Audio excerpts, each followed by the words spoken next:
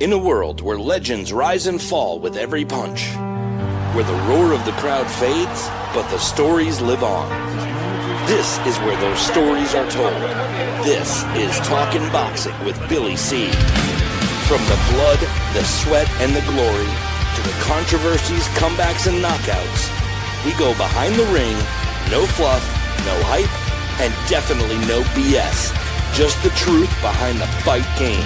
And we've been doing it for over 2 decades. A podcast pioneer, now a Hall of Famer. Great. What's that ego gonna be like? And next, the comeback kid. Wait, isn't he like 90 or something? Shut up, he'll hear you. The reigning, defending, undisputed, heavyweight champion of boxing broadcasting. It's Talkin' Boxing with Billy C. And it's on now.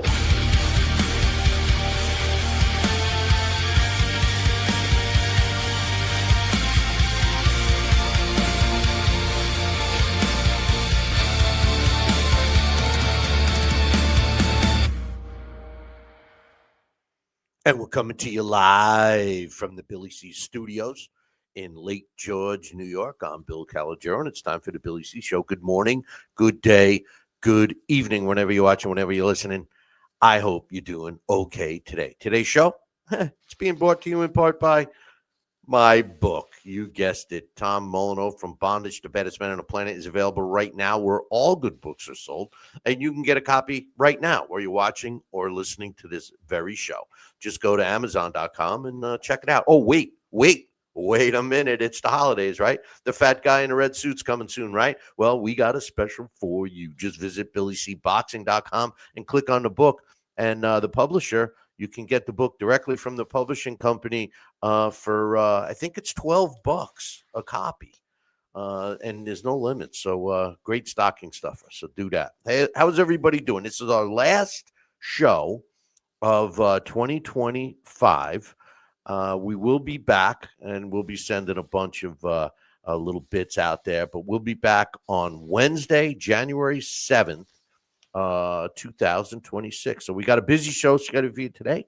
And by the way, don't forget, you got to, on all of the, wherever we are, YouTube, Facebook, X, all that stuff, you got to like us, you got to subscribe to us, you got to friend us, you got to follow us, you got to interact with us on social media, and especially if you're watching live, come on over to the YouTube chat room and join the show.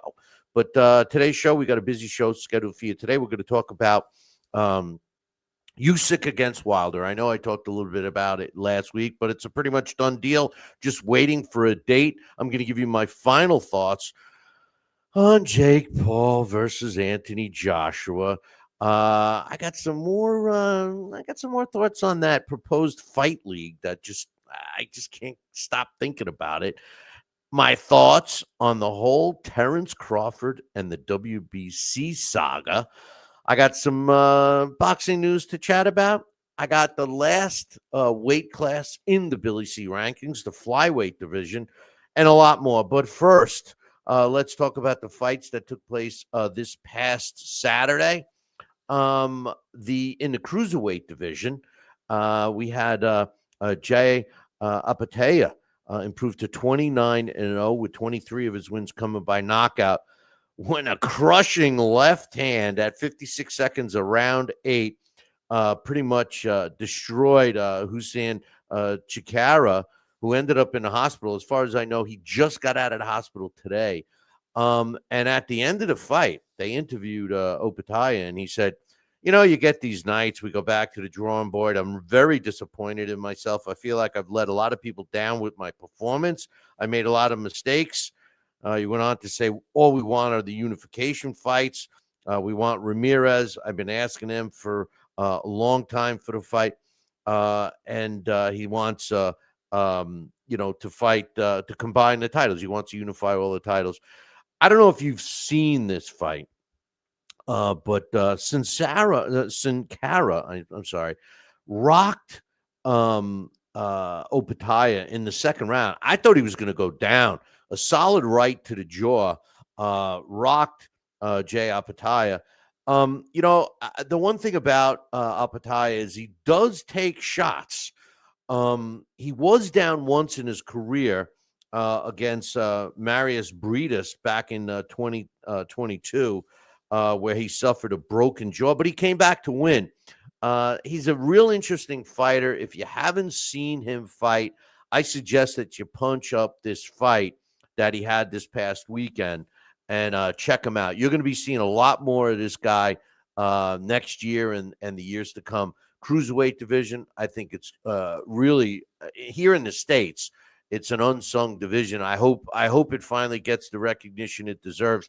Maybe the Gilberto Ramirez against David Benavidez fight will give it some recognition. So we'll wait and see on that. Then you had the PBC card. All right. I'm going to start off with holding off on the main event, but in a pretty disappointing fight, in my opinion. I thought it was going to be a lot more competitive than it was. O'Shaquie Foster took care of business against Stephen Fulton to win that fight. It was a one-sided fight, in my opinion. Ursulandi Lara, if you know, he had a late substitute in this fight because the original opponent in that fight, Yanibek, couldn't make away. What did he do? He tested positive. He tested positive for PEDs, so they stuck him in there with Johan Gonzalez. I think the last person just woke up and left the arena. Terrible, terrible, boring fight. Nonetheless, Lara improves to 32 wins, 3 losses, 3 draws, with 19 of his wins coming by knockout. And Johan Gonzalez drops to 36-5 with 34 knockouts. In another fight, Jesus Ramos took care of business against Shane Mosley Jr. It was for the WBC interim middleweight title. The way the scores were 116-112 and 117-111 twice. Ramos moved to 24-1 with 19 knockouts, and Mosley dropped to 22-5. Nothing personal against Shane Mosley Jr., but he's nothing like Pops. Okay, the main event. Pitbull Cruz, Isaac Pitbull Cruz fought Lamont Roach. Lamont, you dummy. If you're old, you'll know where that came from. No disrespect to Lamont Roach, but anyway, it's my Fred Sanford impression. But look, this fight I thought was an exciting fight. Okay, at the end of the fight, and by the way, we had Roach go down to the canvas in the third round. He got up, but it was the first time he was ever down. He was definitely hurt. His glove touched the ground, and he kind of stayed up, but the referee caught it. At the end of the fight, you know, the way the judges scored it, basically it was a draw. Okay, 115-111 for Cruz. And the other two judges had it 113-113. Now, keep in mind, the one judge had it 115-111 for Pitbull Cruz. The records now, Cruz 28-3 with a couple of draws and 18 knockouts. Roach also has a couple of draws.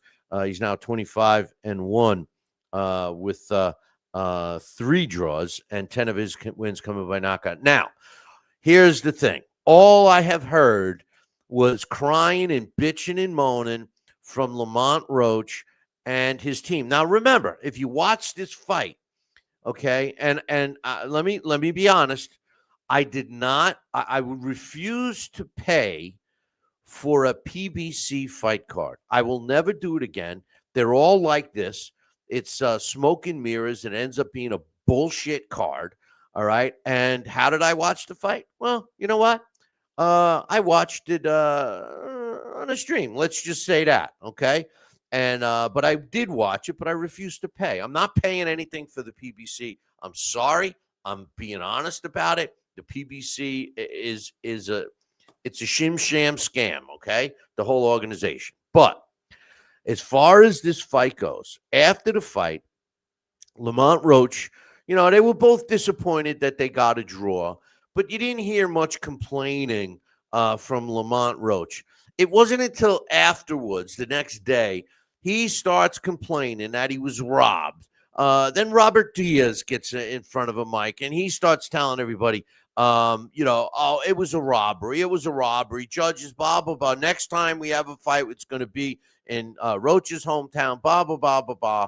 This is what you expect. Listen, boys and girls, my thought is this. If you're not going to fight to win, which means go for the knockdown or be aggressive during the whole fight. If you're not going to fight to win, don't cry about the scorecards. I mean, you can't do it.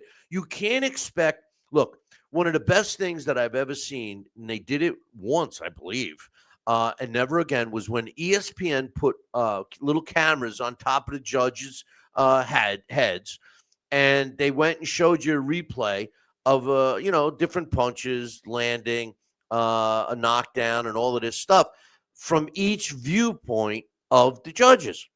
And you could see why the three judges at times score fights slightly different because of their viewpoint. Some fighters, and I've said this many times on the show, and some of the people in the chat room, like my man Coach, who's in the chat room right now, they'll back me up on this. Some fighters like to fight certain areas of the ring.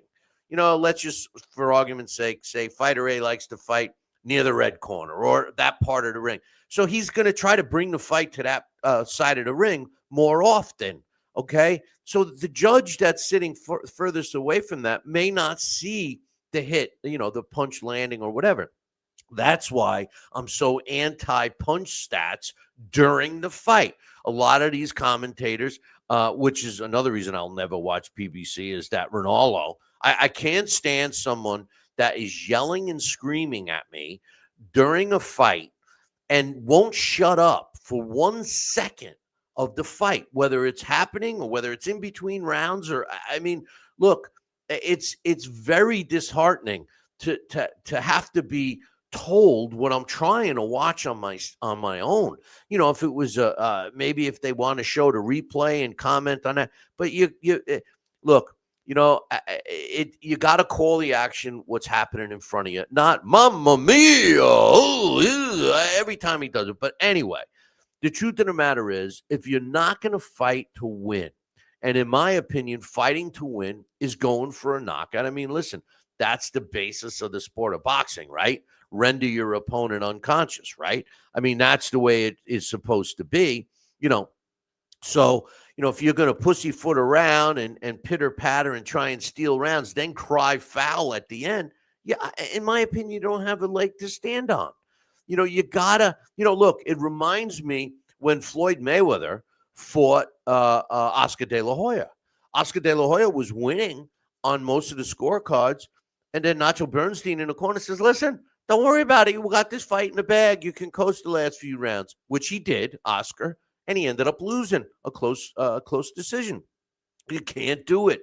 If you don't want to complain about how the judges score a card, don't let the judges, give the outcome. Let the scorecards be in your right or your left, like Sam Langford said. The truth of the matter is go in there to win. Fight to win. I had somebody comment. I made a comment about that, and somebody on social media commented, well, it's a lot easier for, I think it was on YouTube comment, it's a lot easier for you to say that while you're sitting behind a computer. Listen, first of all, I've boxed, not at the professional level or let alone a championship level. So I know what it's like to get hit, and I know what it's like to fight, okay?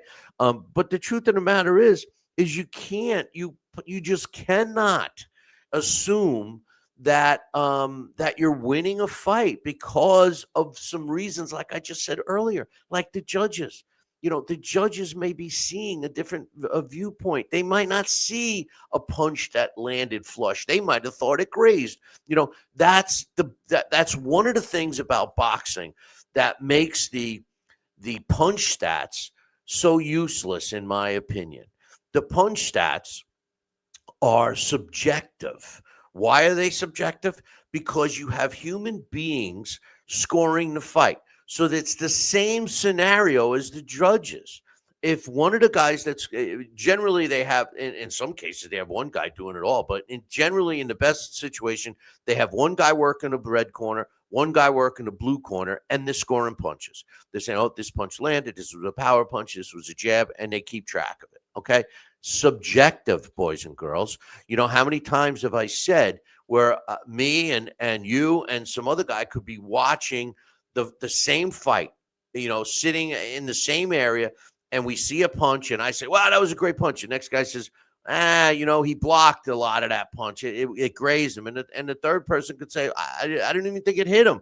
You know, so there are three people watching the same fight, same punch, three different opinions. It's called subjective. And you can't be taking the statistics that are being calculated from a subjective manner and then call it like it's stats. Okay? You know, baseball and football, the statistics for baseball and football are cut and dry. You're a running back. You get the ball 10 times. You gain a total of 50 yards. You're averaging 5 yards a carry.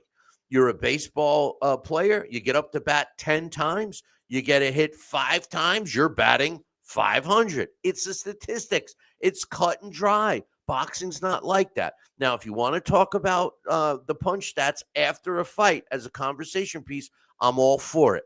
But a lot of these announcers, they'll be talking about the punch stats during the fight and trying to convince you, the viewer, who's winning based on the punch stats. And I can't stand it because the punch stats are subjective. You know, the only way to make punch stats statistics, in my opinion, would be to go back and watch a fight punch by punch, frame by frame, and record it. Then produce the statistics. It obviously couldn't be done live because, you know, it's the action is too fast, and you could do it. Or there's another way too, and that's when you remove the human element. And when they have it, and I've heard it. My man, Coach Dave, told me that they already have it out with gloves that have a sending unit, and there's receiving units on the fighter. Now, I think that once somebody invents a receiving like Vaseline or a gel that you can smear all over the body, and then you have a sending unit in the glove, and you land a body shot, you know, and it can score. You know, maybe I'm getting crazy, but maybe the program, the computer can determine if it was a power shot or not. Once the human element is taken out of it, then there can be punch stats, in my opinion, because it's statistics. It's based on what's happening, not somebody's subjective opinion. So, you know, all these fighters and listen, you know, Lamont Roach isn't the first one. There's been a lot of fighters that constantly complain about the scoring. He was robbed, and fans too. I've seen posts on social media about this fight. Roach was robbed. He was robbed. How the hell can you be robbed when you get a score of 113 twice? You know, and I saw the scorecards, and I got news for you. I agree with the scorecards. You know, I really can't see the argument. And for Robert Diaz to come out and say it, I mean, this is a guy who's knowledgeable, who has a ton of talented fighters in his stable, and he's, you know, buying into this robbery bullshit. It wasn't a robbery. It was not. It's the same thing when a fighter loses a fight 115-113, okay? That's a one-round difference. You know, I mean, you know, if it was 6-6, it would be 114-114, right?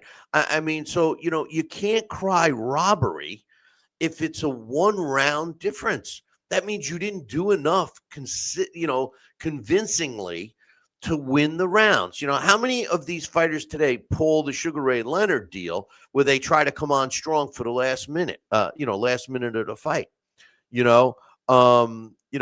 Coaches in here saying in the Fury Usyk rematch, the human judges scored the fight 116-112 for Usyk, And AI scored the fight 118-112 for Usyk. That's a non-bias. How many times, we gave him a what do they call it? Basically a round. It was close, so we gave it to the other side. Steve Farhood told me one time that the best way that he tells people to score a fight, and Steve Farhood is one of the most accurate scorers today. He says you break the fight down in minutes. So you got a 3-minute round. Break the round down in 3 parts each minute, and that's how he does it. So because it's very easy. The last minute is the most fresh in your mind. So hey, he landed all those shots. He won the round. Yeah, but what about the first 2 minutes? What about the first 2 minutes when he was running around trying to, cover up and avoid the punches, and he was getting battered around. So listen, we have 3-minute rounds. It's a whole round that you're judging, not just the end or not just the beginning for that matter. You're judging the whole round. And then the other thing is, the old, who would you rather be at the end of the fight? No. Listen, how many times have you scored a fight? And here's where the punch stats fail you, because you could be winning. You could have more punches thrown and more punches landed because of your activity in a handful of rounds, and where you outworked your opponent in a couple of those rounds that jack up those punch stats. Again, subjective, but I'm still saying, I'm trying to give you reasons why they look like that. So look, to all the fighters out there that cry and bitch and moan after a fight that they was robbed, fight to win. Go in for the knockout. If you're afraid to go in for the knockout because you don't want to get hit or you don't want to end up on the canvas yourself, then maybe you shouldn't be boxing. Just because Floyd ran and cherry-picked his opponents, and he was very financially successful for that, plus he was successful in brainwashing a whole generation thinking that he's so great because he was 50-0. That's not the way it is. And if boxing, which I doubt it will ever get back to the way it was, but if there was a slim chance that it could, the first thing is that the fighters have to fight to win. They have to fight to win. And if they don't fight to win, then they can't complain about the scorecards. That's my opinion. If you're going to fight and hope that you win, or if you're listening to remember, most of the trainers today are rah-rah men anyway. They don't tell, I get so frustrated when I hear, when you have a mic in a corner, right? And you hear the corner allegedly giving their fighter some instructions in between rounds. How many times do you actually hear constructive criticism or some constructive adjustments that the fighter needs to make from the trainer? There are some trainers that do that. I'll tell you, Andy Lee is one of them. There's several that don't get the credit that they deserve. But there's a lot of rah-rah men out there, that say, oh, you won that, oh, this and that, oh, no. And the fighter believes it. It's like believing their own press clippings. Listen, you're not doing your fighter any favors by patting him on the back, telling him how great he's doing if he's just surviving around. If you guys are old enough to remember Mike Tyson when he fought James Bone Crusher Smith, all right, at the end of the fight, it was a boring fight. Boring. And at the end of the fight, everybody was criticizing James Bone Crusher Smith. And he says, "Do you ever want to survive?" In the post fight conference, he's going, "Did you ever want to survive? Did you ever just want to survive?" So at least he was being honest that his goal wasn't even to win; it was to just go 12 rounds with Mike Tyson. And I can't help but think that there's a lot of fighters out there today that go into a fight thinking the same way, or even worse, being misled by their corner, telling them how great they're doing when they're not. So, look, like I said, you want to win a fight, get in the fight and fight to win. Don't fight to survive and don't fight to go the distance. Fight to win the fight, take it out of the judge's hands, and you won't be crying the blues the next day. That's my opinion, and I'm sticking to it. My next topic really is on this whole, which become a saga with Terence Crawford and the WBC. Now, if you haven't heard, the WBC has stripped Terence Crawford of the WBC's super middleweight belt. And the reason Mauricio Suleiman gave was because Terence Crawford did not pay the sanctioning fee. Now, I promoted many fights in a bunch of different states.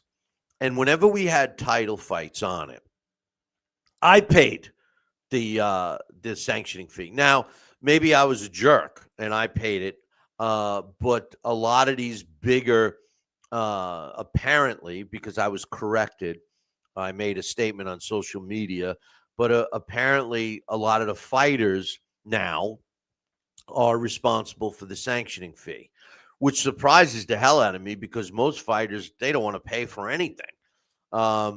So, Terence Crawford didn't pay, and it has to be in the contract, by the way, who pays for that. And apparently it was in the contract, and Terence Crawford did not pay.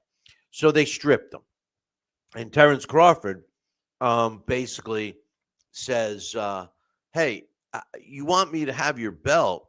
Why should I pay you X amount of money just to fight for the belt?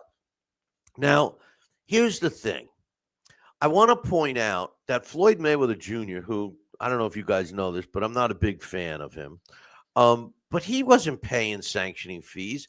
When they had that belt, they created a belt, and for Pacquiao and Mayweather, there was no sanctioning fee. Floyd Mayweather made a point that says, hey, I'll fight for your title. I'm promoting your titles by winning them.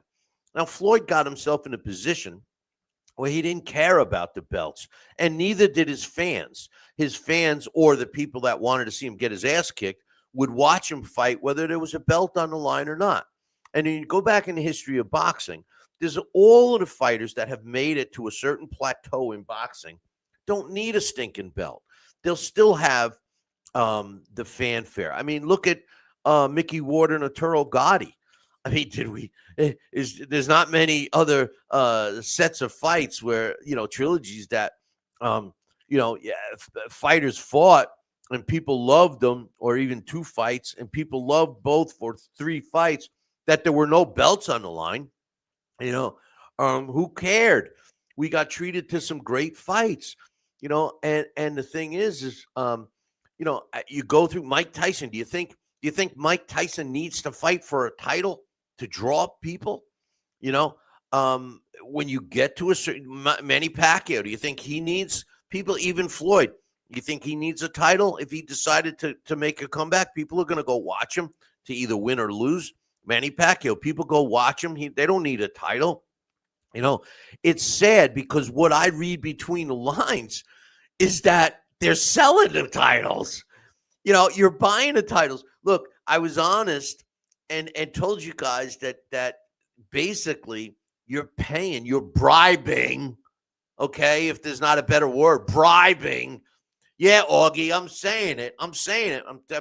My man Augie, my main man from Riverhead, he's always worried that I shouldn't be as honest as I am, but I am. And they're bribing their positions in the ranking systems to get shots, and then they have to pay for the title. Why don't you just put a price tag on the title and let people just buy them? It aggravates the hell out of me when I see, a ranking where you have a couple of guys, you have spaces in between the rankings that they're not rated. What does that tell you? And Mauricio Suleiman, who I happen to like, is not. I think he's got egg on his face. I'm shocked at how many people are turning on Terence Crawford because of this. Oscar De La Hoya, some of the other promoters, some of the other fighters. You got to pay for it. Listen. When you get to a certain point, do you think Canelo Alvarez has to fight for a title to have people want to watch him? Do you think if Bivol and Beterbiev go for the third fight and there's no title on the line, do you think no one's going to watch it? Do you think the promoter can't sell it? Do you think the network or the streaming service can't sell it? Come on. I'm going to jump into the fight league in a second, but this is all the same types of reasons why sanctioning bodies have squeezed and choked the sport of boxing to almost death. All right? The truth of the matter is that they are the ones that are destroying the sport. We don't need 4, 5, 6, 10 sanctioning bodies. We don't need that many. You need one. Boom Boom Mancini said it best. There should be one world title. There's only one world. Why did all of a sudden, when I'm going to be getting into some stuff a little later, I'm going to point out, when you look at these sanctioning bodies right now, if you go up and you really want to look at all of them, if you go to a website that displays all the 4 major sanctioning bodies, WBC, WBO, IBF, and WBA, you'll see that they have their champions, and then most of them have more than one champion. Like, for example, there's a world heavyweight title fight going on this weekend. I forget if it's Friday or Saturday. I'll talk about it in a minute, but it's for the WBA's, get this, boys and girls, regular world heavyweight title, not to be confused with the world heavyweight title that Usyk has for the WBA. The WBC, I believe they have they have an interim champion, so conceivably, for just the heavyweights, if you have 4 sanctioning bodies and you just deal with the world heavyweight champion and, let's say, an interim, we won't even get to regular, because the WBA could have their super world champion, their regular world champion, an interim world champion, and a champion in recess, and a champion of Murtai. They could have technically 5 heavyweights. This is one sanctioning body, by the way. 5 heavyweights that walk around and say they're the WBA world champion. Now, the others definitely have at least 2, if not more. So, this is what happens when you have these sanctioning bodies. And then, okay, you didn't pay your fine. You don't have our belt anymore. Give us our belt back. Wait a minute. He won the belt in the ring. All right. The politics and the business side of it about the sanctioning fees. Well, on the one hand, I do agree, if Terence Crawford signed a contract that stipulated that he was supposed to pay, that kind of changes it, because I'm all for living up to what you sign for a contract. I just don't like when people complain after they sign. Jesus says, was Charlo paying sanctioning fees for holding on to the belt so long, for getting drunk? Yeah. And that's another thing. They're supposed to, if you don't make the defense or whatever, they're supposed to strip you of it. And there's been many cases where they didn't. As a matter of fact, if I recall correctly, I believe Floyd Mayweather was allowed to hold on to 2 different weight division titles from the same sanctioning body for an extended amount of time. He says, Jesus says, Billy, boxing people don't like Dana White. Turkey Al-Rashid. Therefore, they're hating on Crawford. Well, look, Dana White. Don't let. I'm going to jump. Let me just finish with Crawford because I'm going to jump on that in a second. Terence Crawford. I say this. I applaud Terence Crawford because Terence Crawford is doing more for the sport of boxing by making a stand. Now, I know a lot of people are going to disagree with me, but he's doing more for the sport of boxing for making a stand than the guys that just suck it up and write the check. All right. Terence Crawford challenged himself by moving up all those weight classes to fight Canelo Alvarez. If you recall, it took him 2 years to fight this guy. Canelo didn't. Everybody was laughing. People were scared for Crawford. Crawford wins.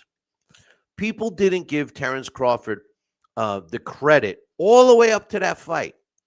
Then I even saw a post. There were people that were actually posting that they said the fight was close. The fight wasn't close. They tried. The judges gave as many rounds as they could, and it still wasn't close. If Canelo made that fight a little closer, chances are Crawford would have been robbed. Okay, Crawford would have been robbed. The fight was in Canelo, Canelo's favor with the judges, and they tried their hardest and they couldn't. I mean, come on, the truth of the matter is, yeah, and he's just saying WBC should have made an exception on Crawford for doing something special for the history of the sport. Right. When other fighters did it, didn't they create the diamond belt, the WBC diamond belt? What the hell is that? The truth of the matter is fights are won. And I believe that Terence Crawford has gotten to the point where I don't care if he's got a belt. He's still, in my opinion, the best fighter out there, pound for pound, right now. I mean, you could make an argument for Inoue. Okay, you could throw Bam Rodriguez in there, but are they really better than Terence Crawford? Have they done what he's done? And when you look at his record, and this is the other thing that kills me, because I hear people tell me this all the time. Oh, he never fought anybody. Look at his record. Well, that's bullshit. Okay, if you look at his record, you'll see that he fought every one of his fights that he fought, especially the title fights, were all substantial fights. They were all against opponents that, were the top choices. And remember, when he made his first appearance on Showtime, the very first time, and I believe it was 4 fights after that. So for his first 3 more fights. So for his first 4 fights that he made, he was brought in as the B-side. He wasn't even supposed to win.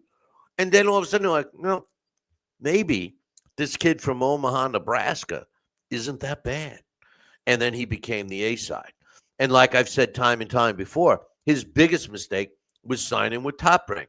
Why is that a big mistake? Because Top Rank didn't keep him busy enough. So I don't think people realized how good he was. I think the world saw how great he was when he beat Canelo. Now, I'm not taking anything away from Canelo because Canelo has fought everybody too, even though, towards this latter part of his career, he's been kind of, pussyfooting around a little bit. But Terence Crawford did what no other fighter to date in the last 15 years has done. Name another fighter that's out there right now that has challenged himself the way Terence Crawford. You know who I could say is doing that? Even though I don't think he's ready to, but you know who I could say? David Benavidez. David Benavidez was a super middleweight. Canelo wouldn't fight him. Moved up to light heavyweight. Won a title there. Now his next fight, cruiserweight. I got to give him credit for that. Even though he's a bigger guy, you still got to give him credit. So now, Terence Crawford. The sanctioning bodies are hating on him. The promoters are hating on him. I'm not hating on him. And you know who else isn't hating on him? Dana White and Zuffa Boxing, and hopefully Turkey Al-Rashid. Because those two guys are trying to form the Fight League. Oh, it's not called the Fight League. It's a league of boxing. And in order to do that, they need to make a couple of modifications to the Ali Act, which would give them the ability to dictate purses, which could be a good thing for the younger fighters. And, you know, I've heard conflicting opinions on this potential thing. And the more I think of it, and to be honest with you, at the beginning, I was like, I don't know. But the more I think about it, the more I think it could work. And the reason why I think it could work is because once you get rid of these fighters that are fighting to survive, that are fighting because they think that, you know, the opponent is brought in and they're not supposed to win and all this stuff, the opponent, you know, once you get fights where the two combatants, the red corner and the blue corner, both know that they're in there with a guy that is pretty similar to themselves. Now you're fighting a little differently, aren't you? Now you're fighting to win. I think that a lot of the backlash that Terence Crawford is getting right now is because of the thought of eliminating all these belts, okay, and having fighters refuse to pay sanctioning fees are only going to help the potential success of a boxing league, so to speak. Now, if the league, the way I understand it, the way it would work, and I've already predicted that a lot of these young fighters that you're seeing on the Turki Al-Rashid cards are going to be part of the pool of fighters that will become, fight league guys, boxing league guys. And these fighters are guaranteed minimum amounts per round. So now younger fighters might be making more money, but they'll be in tougher fights, but they'll be making more money, and so on and so forth. And that there'll only be one belt. So the champion of each division gets that belt. Nobody said anything about sanctioning fees. It's a league. You know, the last I knew, when the two teams play for the Super Bowl title, the winner doesn't have to pay for the trophy. The NFL pays for the trophy. The league would pay for the belt. Okay? It's the same principle. I like it. I think it'll work. I think you'll get rid of the prima donnas. You'll squash the promotional organizations like the PBC. Okay. Dana White made it sound like he doesn't need other promoters. I don't know about that, but maybe existing promoters now would be a co-promoter, but they're not going to have that alliance with the sanctioning bodies, because let's face it, boys and girls, they do. You know, I mean, Don King was buddies with the WBA for years, you know, and I'm I don't have anything against Don. I'm just using that as an example. You know, how many fighters do you see that are constantly winning specific belts and they're under the same promotional company? Why do you suppose that is? You know, because there's a promoters, they align with certain sanctioning bodies, and they have a tendency to fight for those belts all the time. And their fighters all the time are the ones that are in the rankings. I think the league would work. I think not only would it work, it'll be better for the sport. It's going to take 5 or 6 years for it to get to that point, because what's going to happen is you're going to get these young fighters building themselves up. And the last of these fighters, let's just call them scabs, and I don't mean that in a negative way. I'm talking like a union person. If you're working for the Masons union, and your union loses a concrete job because there's some non-union guys underbid it, they're calling those guys scabs, or they're calling the guys that are in the union that cross the line and work for a non-union place, they're scabs, so that's why I refer to it. I not anything other than just the non-fight league fighter. So I think in a relatively short period of time, those that would work. So that's my thoughts on the league. Now, Jake Paul and Anthony Joshua. This fight's happening, and we're not going to be here when it happens. We will talk about it when we come back. But I just want to remind you, Anthony Joshua's last fight was against Daniel Dubois. He got knocked out in the 5th round. He was trying to go toe-to-toe with him. That fight was more than a year ago. It's going to be like a year and a half by the time he steps in the ring with Jake Paul. Prior to that, he destroyed Francis Ngannou. He destroyed Robert Helenas, Jermaine Franklin, and he had lost back-to-back fights against Usyk. To be honest with you, I thought that the second fight he won. I thought he beat Usyk in that fight.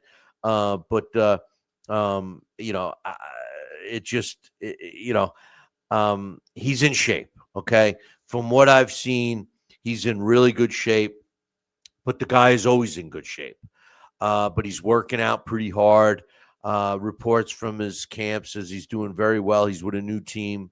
Now, when you take a look at Jake Paul, I was saying the last time I talked about Jake Paul, I said, Jake Paul, he's only fought, aside from Mike Tyson, he's only fought one real boxer, and that was Tommy Fury, and he lost to Tommy Fury. I was wrong. I forgot about the Julio Cesar Chavez Jr. fight that he went 10 rounds with Julio Cesar Chavez. I don't know what the deal was with Chavez. Chavez, was definitely not the same fighter as when he was in his heyday. But Jake Paul has fought a lot of guys that never fought boxing before. Tyron Woodley, he fought not only once, but he fought twice. The first fight was a close fight. Second fight, he got knocked out. So this is a big fight for Jake Paul.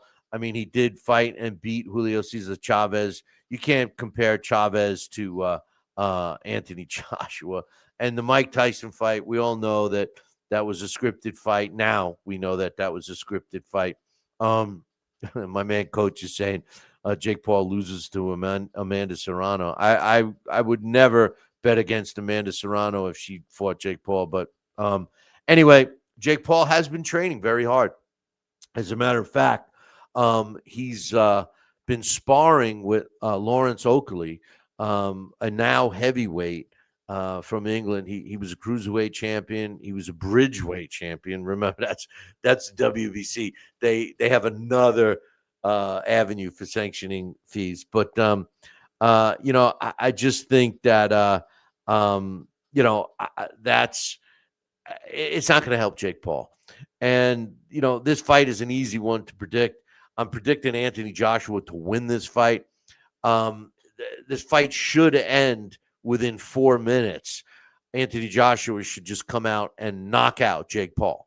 If it does not, if the fight goes the distance, even if Jake Paul loses, if this fight goes the distance, I will never, ever, till my dying day, believe that it was a legitimate fight, because there is no way that Jake Paul can beat Anthony Joshua. No way. Now, I know they said that about Sonny Liston fighting Muhammad Ali. No way. No way. No way. And to this day, I believe that there was no way that he could have.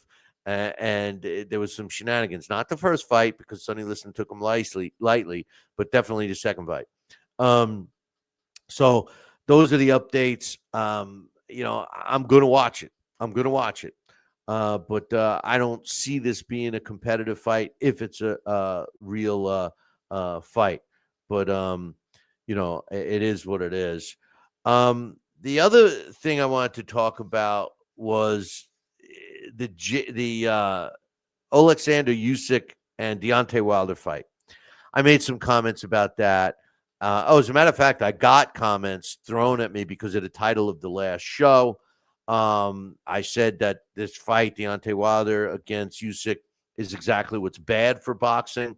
And several people commented to me saying that Wilder is a great fighter. Listen, make no mistake, please, boys and girls, and the majority of the people that watch or listening to this show, you guys know the sport. You wouldn't be watching this show if you didn't. I'm not a rah-rah guy. I'm not some bullshit. There's a million other podcasts and shows out there, and half of them they cater to the fan that's not that knowledgeable. I believe that our fans that watch and listen to this show are pretty knowledgeable, and if they're not, they're open to learning, and that's what I love about you guys. But the truth of the matter is Deontay Wilder was never a good fighter. He never was. I said it from day one. Never. The guy has unbelievable power in one hand, his right hand. Now, the way his body is, he could have been a really, really good fighter if he jabbed and if he worked on footwork. If he had footwork and he implemented a jab, it would be very hard for fighters to get in and avoid that right hand. But he doesn't have a jab, or he used it once against his now trainer. But he doesn't use a jab, and his footwork is kind of like the way my footwork is after I drink a half a bottle of scotch. I mean, who was the drunken master? Augustine, I forget his name, but Deontay Wilder was never a good fighter. He was popular because he had this knockout power, and people that watch boxing want to see knockouts, and we got to see them with Deontay. But what bothers me about this fight is that Usyk is taking this fight, and oh, by the way, the WBC is approving it. Okay, here's some statistics for you, boys and girls. All right, now first of all, Deontay Wilder. He, in my opinion, he lost to Tyson Fury 3 times. I know the first fight was a draw. It was a gift to Deontay Wilder. And the other 2 times he was clearly lost because he was knocked out. He lost to Parker. He lost to Zhang. Now, the thing that those 3 fighters have in common is that they were all good. They were all decent fighters, champions. And Wilder got beat up by them. Parker, he lost the decision, but he got beat up by Parker. It was a miracle that he stayed on his feet. I gave him credit for not getting knocked out in that fight. But when you look at him, and he comes back after the Zhilei Zhang fight, which was in June of 24, and he comes back a year later and fights Terrell Herdon, and knocks him out in 7 rounds. Herdon, if you look at his record, which was 24-5 going into the fight, he didn't beat anybody, not one person. The 5 losses were against decent opposition. Decent. I didn't say good. I said decent. And all those 24 wins were against not decent fighters. Okay? So what do we do with Deontay Wilder? You give him a layup fight like that, he wins, and the WBC is approving a title defense to Usyk. Now they're basically camouflaging this as a title defense that it's not a forced title defense. It's not a mandatory title defense. It's an optional title defense. And the only rule that the WBC has is that the fighter for a defense that's not a mandatory is in their rankings, their top 15. Well, guess what? Deontay Wilder is ranked by the WBC at number 13. Imagine that. Oh, you know what he's ranked everywhere else? Well, the computer has him at number 42, which I think is legit. The IBO computer system, which I think is the best, they have him ranked at 30, which I was a little surprised. They moved him up 1 spot. The WBC, like I said, has him ranked at number 13 in their top 15. My ratings, the ring ratings, the ESPN, and even the WBO, IBF, and WBA all don't even have him in the top 15 ratings. So what does that tell you? You know what? This fight disappoints me so much about Usyk. Now, people are trying to justify this fight by saying, well, the reason why Usyk wants this fight is because he wants to claim that he beat every significant heavyweight during his reign. Well, you know what? There's some other fighters he could be going after. You know, if he really wants to beat the top fighters, go for a top fighter. Go for a top fighter. Why would you go for that one? You know, I mean, you know, come on. You know, there's other fighters that are out there that he could be fighting. So I'm very disappointed in this. Disappointed that, first of all, I'm disappointed in the fans that are supporting it. I'm disappointed in the fact that the WBC is even permitting it.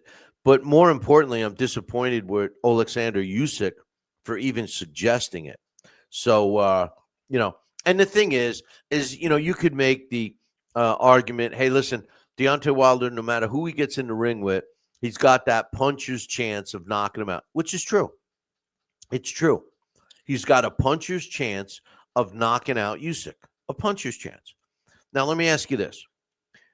Does he have more power than Anthony Joshua? Forget the chins. Okay, let's just talk power. Do you think he's got more power than Anthony Joshua? I don't. Do you think he's got more power than Zhilei Zhang? Zhilei Zhang is slow, but does he have more power? I don't know. I always thought that Zhang, you know, should be more powerful for his size. But just taking AJ, just take Anthony Joshua. I don't think he's got more pop than AJ. Okay. I think he's got more pop than Tyson Fury, but not AJ. Now, Usyk fought AJ 24 rounds. Fought him 24 rounds, 2 12-round fights. And AJ landed some, in the second fight, he landed some shots that shocked the hell out of me that Usyk did not go down. So keeping that in mind, and keeping in mind that Anthony Joshua is a boxer. He's got decent footwork. He uses his jab. He knows how to utilize the distance, unless he's being a jerk like he was in the Daniel Dubois fight. And he couldn't break Usyk and stop him. So do you really think a guy like Deontay Wilder that doesn't possess any skill except for that power, you think he's going to get to Usyk? Come on. Even a puncher's chance.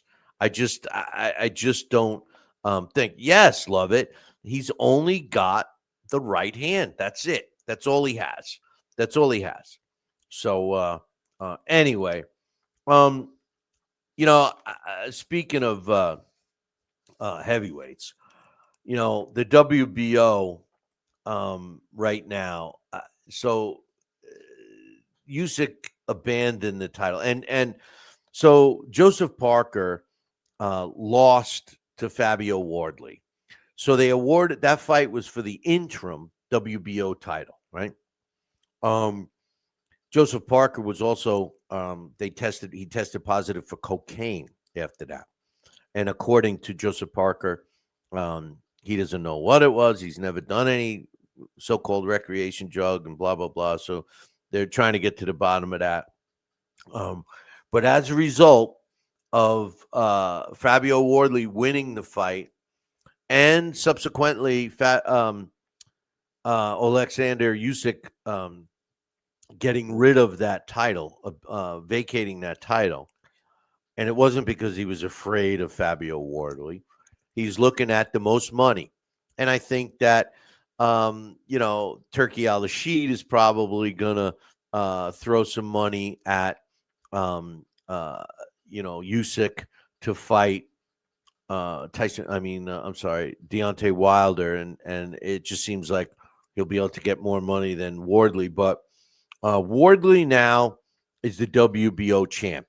Now, Wardley was crying and crying and crying that he wanted Usyk. He wanted Usyk. He wanted Usyk. He wanted Usyk. Now he doesn't want Usyk.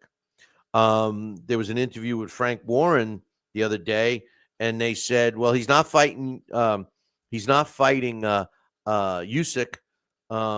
but he's going to fight in April. That's 6 months. So here's my thing.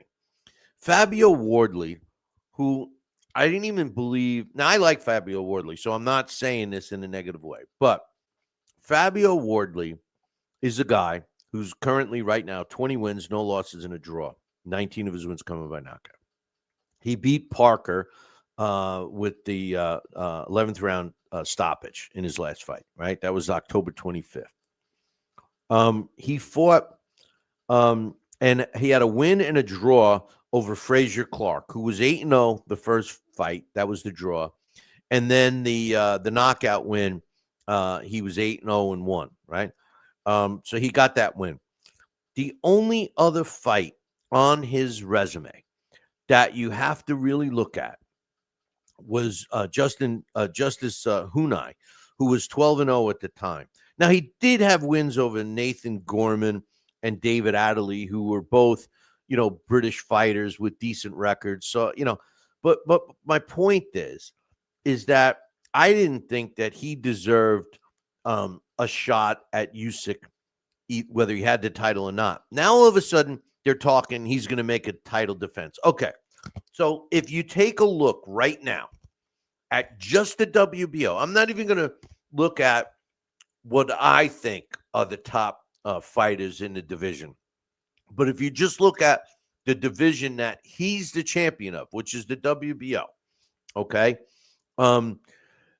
If he fights in April, any of the top five, now I doubt that he's gonna. This is my whole point of this topic. The top five of the WBO right now, as it sits, Moses Atuma is number one. Philip Hrgovic is number two. Zhilei Zhang is number three. Daniel Dubois is number four. And Jared Anderson is number five. Now, if Fabio Wardley fights any one of those five fighters in April, I'm okay with it.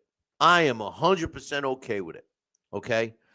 But then when you look down the rest of the top 15, and I'll tell you what, number 9 and 10, I'm actually okay with. Number 9 is Richard Torres Jr., who's a young fighter who's trying to make a name for himself. And number 10, believe it or not, is Anthony Joshua.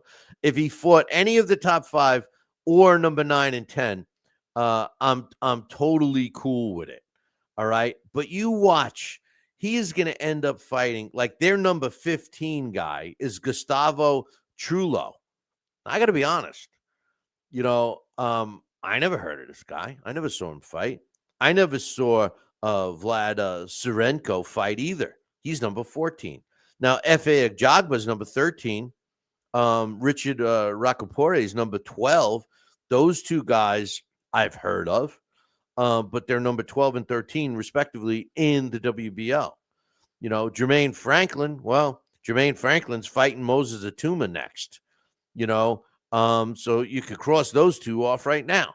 They're not going to fight. So my point is if he fought a top five guy, I'm okay with it. I'm 100% okay. I'd love to see him fight Daniel Dubois. Daniel Dubois is coming off a knockout loss. Daniel Dubois has been stopped. Daniel Dubois, when he doesn't fight the way he fought Anthony Joshua, he's very beatable. Excuse me. When he fights, that was a burp. When he fought Anthony Joshua, he fought like Mike Tyson. When he fought Usyk, he got knocked out. And when he fights like that, he gets knocked out. When he fights like he fought against Anthony Joshua coming for the kill, he's a pretty tough out. He reminded me of Tyson. So we'll see what happens with Fabio Wardley. And speaking of the heavyweight division,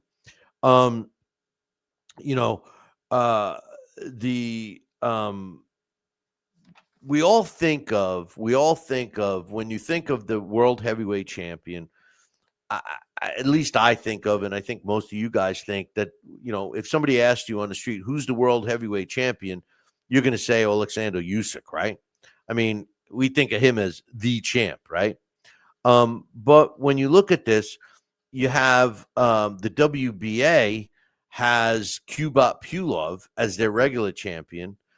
The WBC, and so Usyk has the super champion belt in the WBA, but the WBA also has Pulev listed as a champion.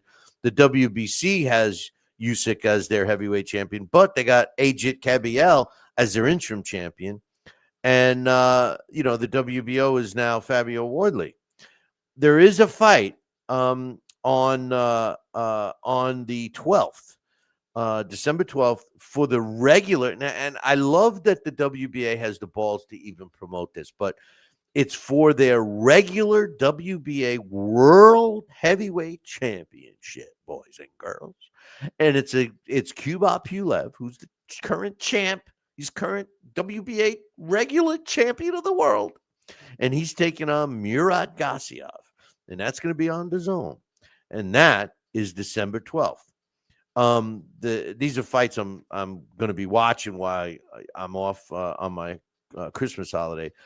December 13th is a decent fight, which I'm looking forward to, a cruiserweight title fight. Badou Jack is the WBC cruiserweight champ, and he's taking on Noel McKillian. That's going to be a good fight. I strongly suggest that you watch that, even though that it's a pay-per-view. It's not going to be worth it, and it's not on DAZN. So, the next one I'm looking forward to. Well, I'm going to watch.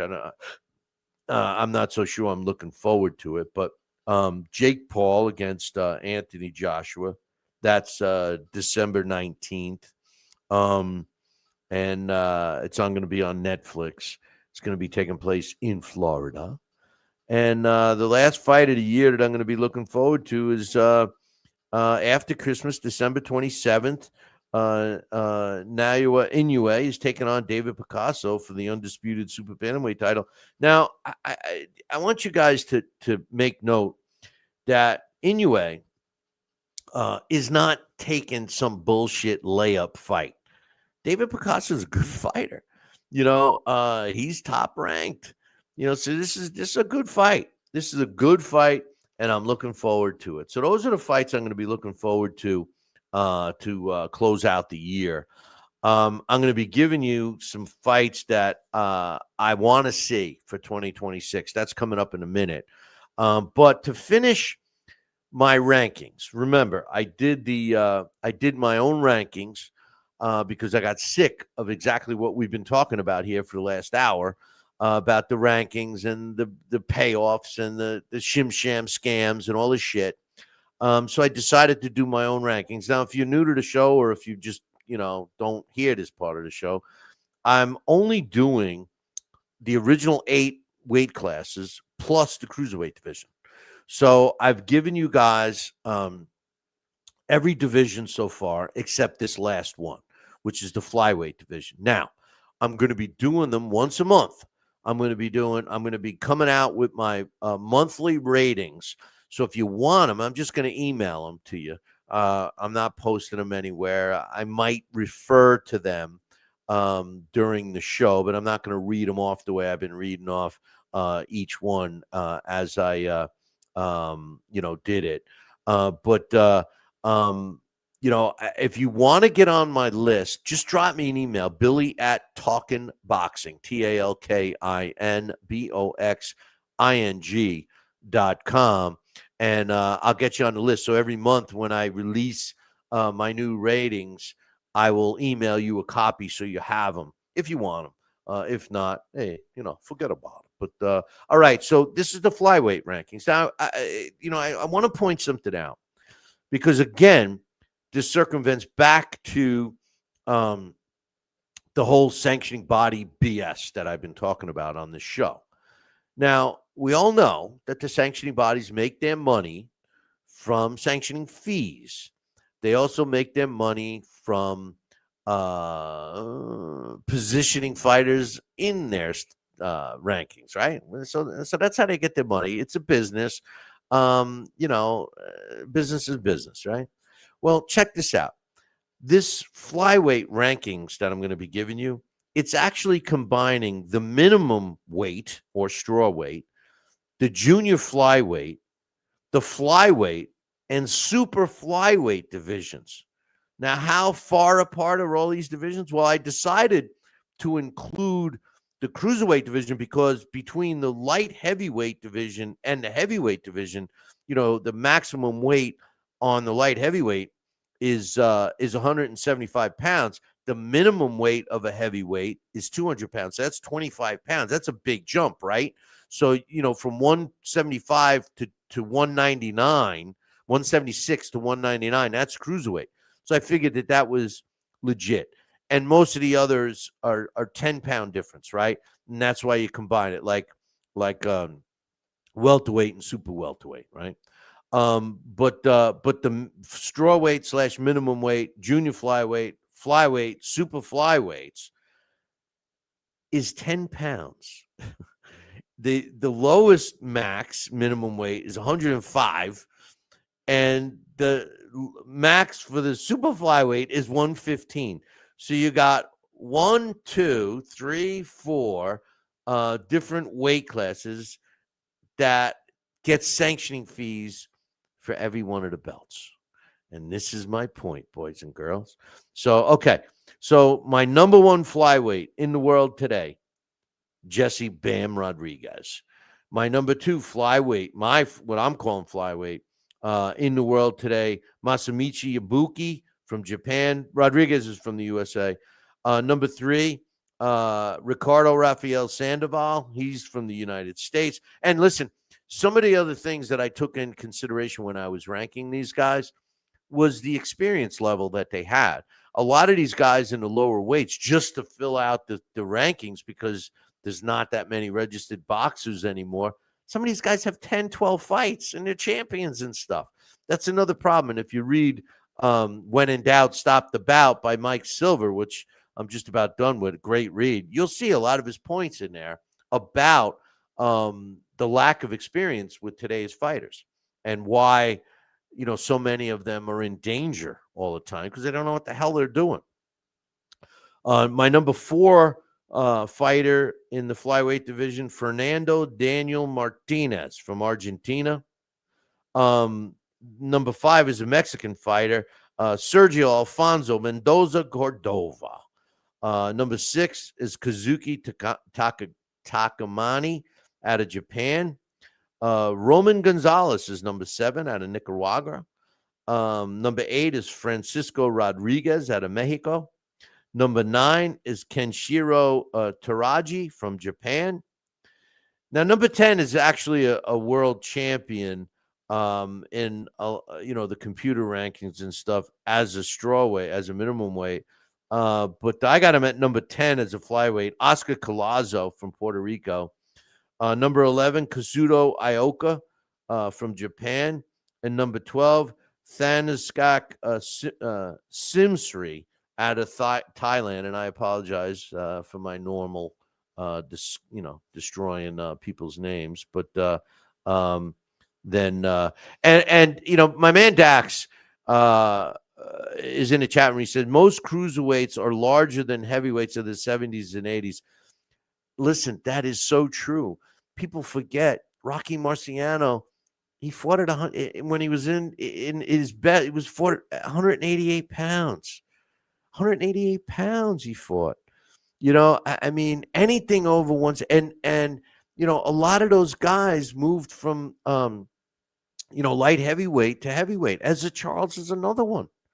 Billy Conn fought Joe Louis. He wasn't 200 pounds. Joe Louis, was 200 pounds.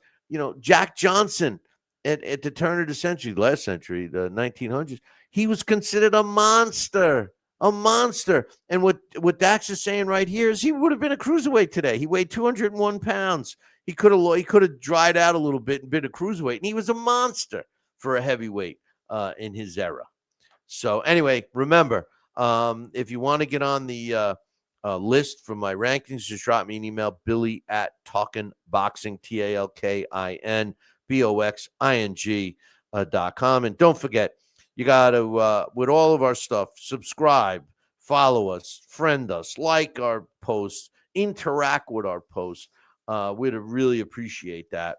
All right, I want to point something out. I'm always talking about the history of boxing and what my hang up with a lot of young fighters are. They don't understand. Well, Henry Haskell, who's this guy is an unsung hero for the sport of boxing. He's just does so much for the sport of boxing. Halls of Fame, New York, New Jersey. He's constantly sending stuff out to people that are in the business, like myself, keeping us updated on, what's going on in the sport. And sadly, who passes away. And, I'm always talking about the way boxing used to be in the heyday. And, 20s, 30s, 40s, 50s, into the 60s. It was so popular. I mean, Madison Square Garden had fights every week. There were They had fights. They had wrestling on one night, or New York, I should say, because there was several other venues in New York, and they would have regular fights, boxing on one day and wrestling on another. Every week they did it. Okay, but this fighter, he passed away, is my point about these fighters of yesteryear that you've never heard of, but they were the backbone of the sport. His name was Sammy Gugliani. He was out of Connecticut. He was a middleweight who fought from 1953 to 1955, so he only fought for 2 years. He died in November at the age of 93. Now, he fought for 2 years. His record in 2 years, he fought 40 fights in 2 years. 2 years. Put that in perspective for a minute, boys and girls. 40 fights in 2 years. All right. And that's not even as much as some of the other guys did, like Harry Greb and stuff. They'd fight, once a week, so 50 fights a year, but this guy fought 40 fights in 2 years. His record was 30 wins, 9 losses, and a draw. 11 of his wins coming by knockout, and 4 of his 9 losses, he was knocked out. He fought, some big names like Joey, first of all, Carmen Basilio, Joey Gardiello, Vince Martinez, Patty Young, Chuck Davey, Jackie O'Brien, George Flores.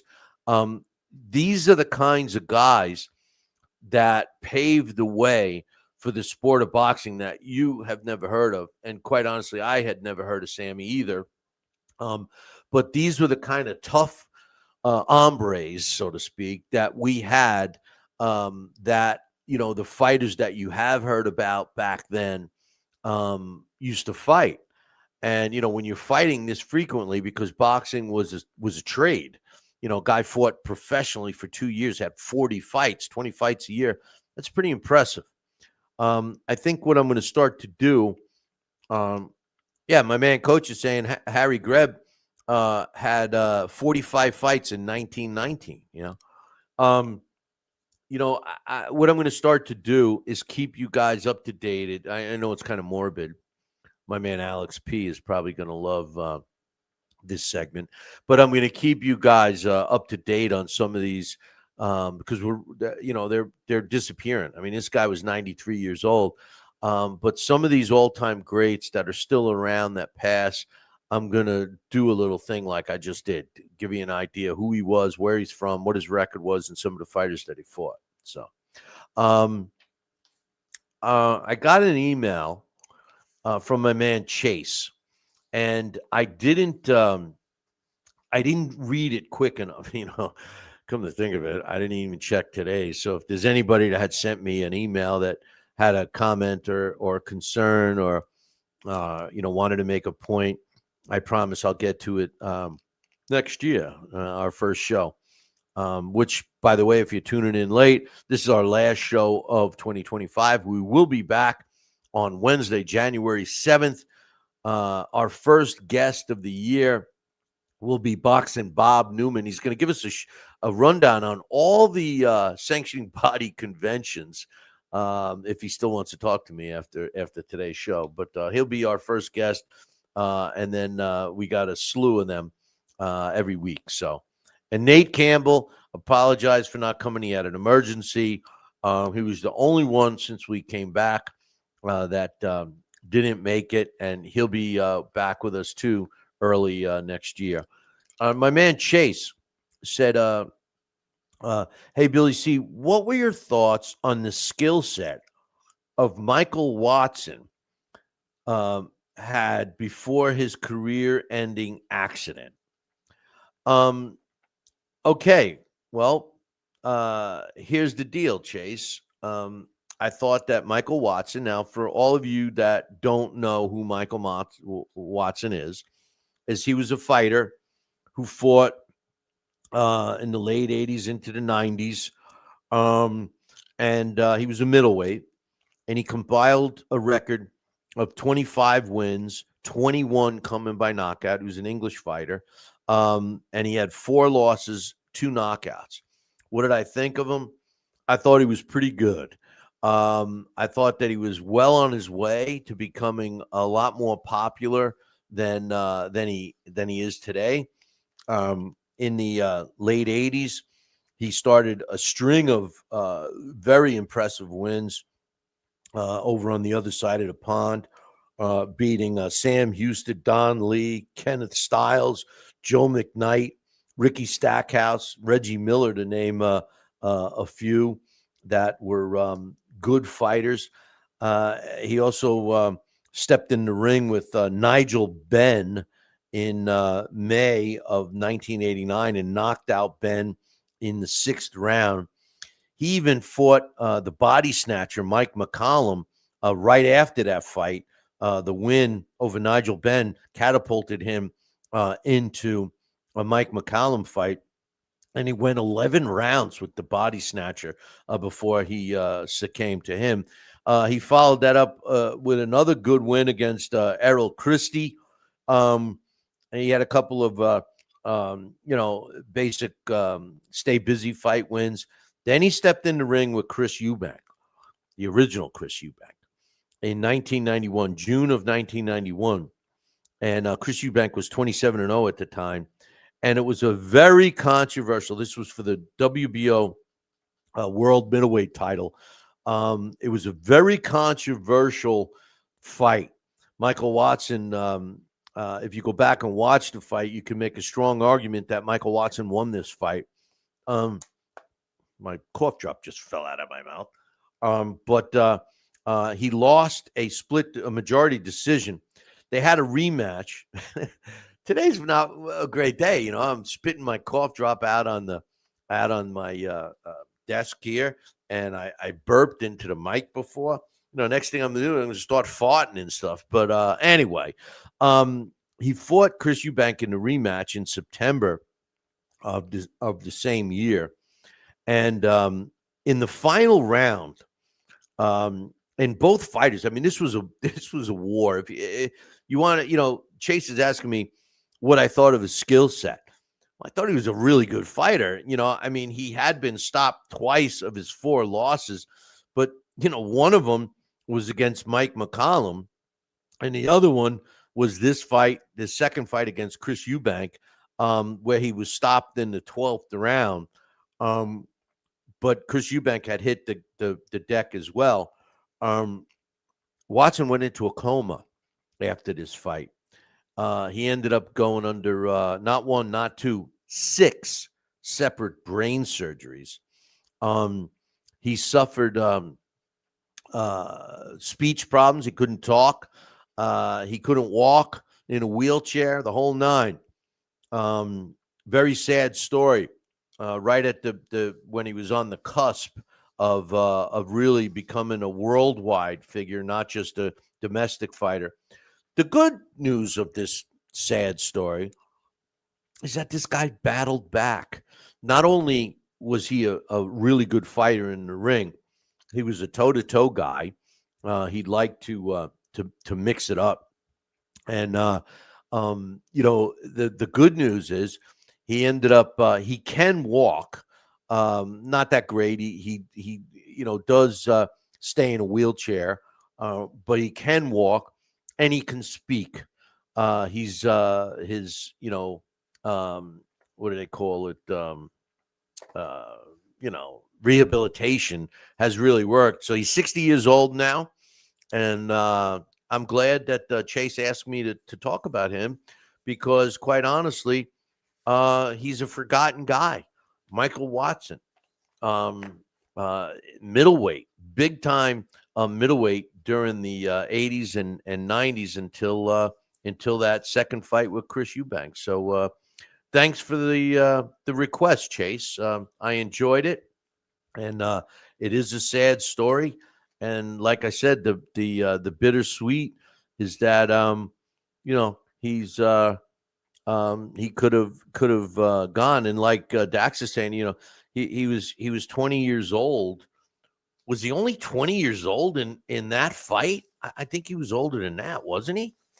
That was 91. Yeah, I don't know what year he was born. I'm pretty sure he was older than 21 in that fight, but hey, if Dax probably has it right in front of him, I should have noted that. But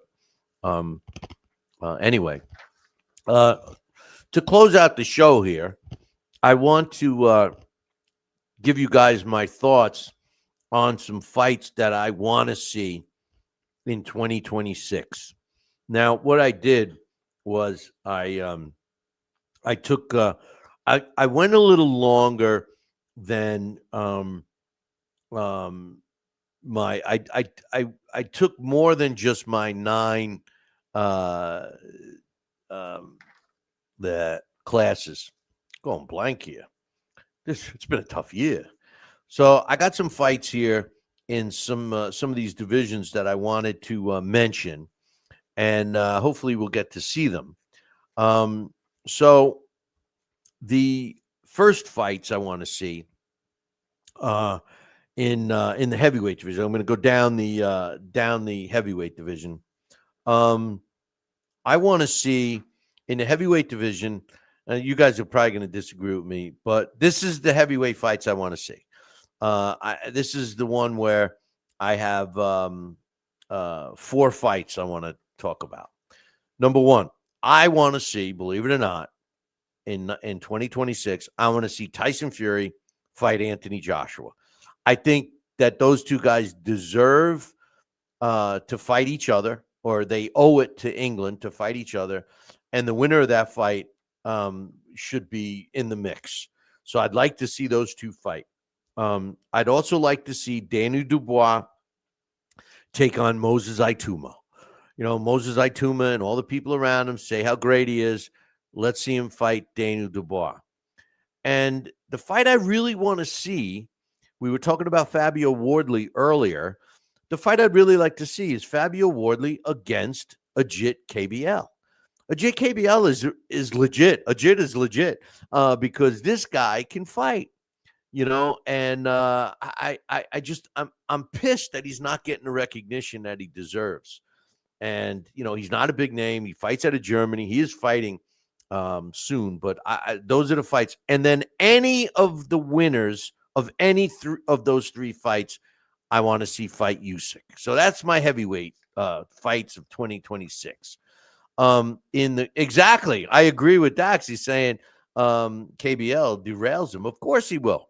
This guy KBL, I mean, I don't know, man. I don't know who can beat him. I really don't. I want to see more of them. I think they're keeping them down. I think the boxing world, or the powers that be in the boxing world, know that KBL is a dangerous MF.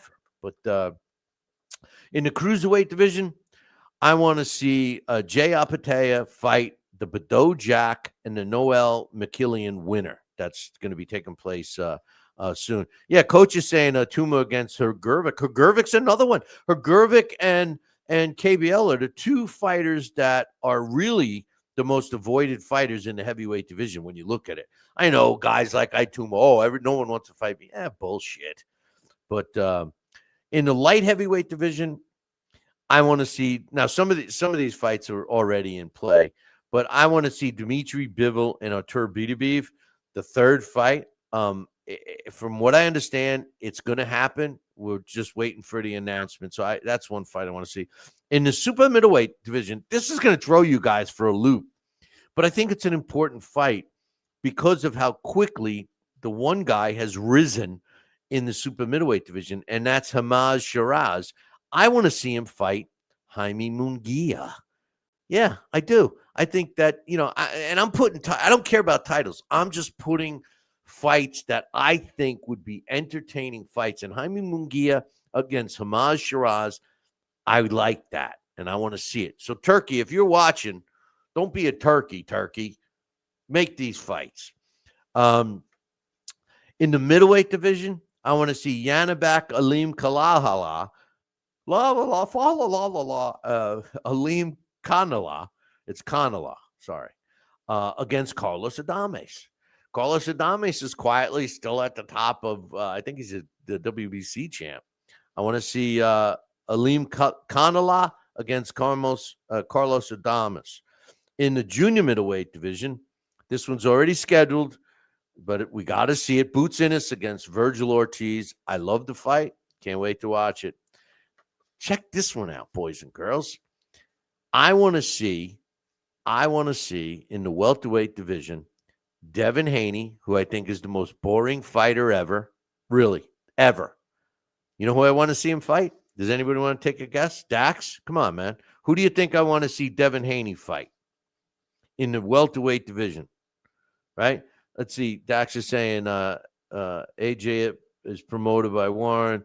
He isn't risking O's. Munguia against Shiraz is already made after Shiraz and Medbilli. Really? I didn't hear that. I didn't even know that Shiraz and Medbilli was a done deal. I didn't see that as definite yet. That's a good one. I don't think Shiraz stands a chance with Medbilli. Anyway, I want to see Devin Haney fight Jack Catterall. That would be a good fight. Devin Haney would have to. Jack Catterall would be forcing the action on Devin Haney.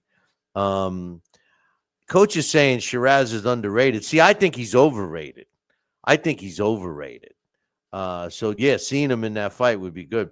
In the junior welterweight division, this one's already scheduled. Teofimo Lopez against Shakur Stevenson. Well, I love the fight. I like the fact that Shakur is moving up in weight. They're holding his belt for him to decide which one he wants to keep if he beats Teofimo Lopez, which I have a feeling he won't, but we'll see. How about this one? In the lightweight division, I want to see Abdullah Mason fight Oshaki Foster. Wow, that would be a good one, huh? In the junior lightweight, this fight would be, listen, I got to see the one guy live twice, and he's a good fighter, and I'd like to see him fight in the junior lightweight division, Jazza Dickens against Raymond Ford. That would be another good one I really like. In the featherweight division, a guy I love, Nick Ball, against Angelo Leo. Angelo Leo's a fighter that just doesn't seem to fight enough. I agree with, I think Dax said it earlier in the chat room, junior featherweight division, Inoue against Junto Nakatania. Yes, that's the fight I have for junior featherweight. For bantamweight, Takuma Inoue, the brother against Francisco Estrada. I want to see that. How about junior bantamweight? I don't know how you're going to feel about this one, but how about Bam Rodriguez against Roman Gonzalez? Passing of the torch, right? In the flyweight division, Ricardo Sandoval against Tobias Reyes. And I threw junior fly or strawweight, Oscar Collazo against Carlos Canizales. Those are the fights that I'd like to see in 2026. Listen, boys and girls, keep an eye out for some stuff. I'm going to be posting some things between now and the time we come back. So make sure you check out wherever you're getting the show, whether you're watching us on YouTube, check YouTube or Rumble. Facebook, I'm always on there. So communicate with us. And also podcasts. For some reason, the podcast subscribers, if you're downloading the podcast and you haven't resubscribed since we came back, you're not subscribed because for some reason, they killed all of our subscribers. Now, YouTube didn't. So if you subscribe to YouTube, we still have all you there. Same thing with some of the other platforms. But if you used to get the podcast and you were subscribed and now you're, I don't know how you're getting it, but subscribe. So, please subscribe. Friend us, follow us, interact with the social media accounts. Join our Talking Boxing with Billy C group over in Facebook. We got a couple accounts in Facebook, so check it out. Like our stuff. I will communicate with you, but definitely do all that stuff. I'd appreciate it. We're looking for some big things in 2026. We're glad we came back after a 6-month hiatus, and it's been going pretty well.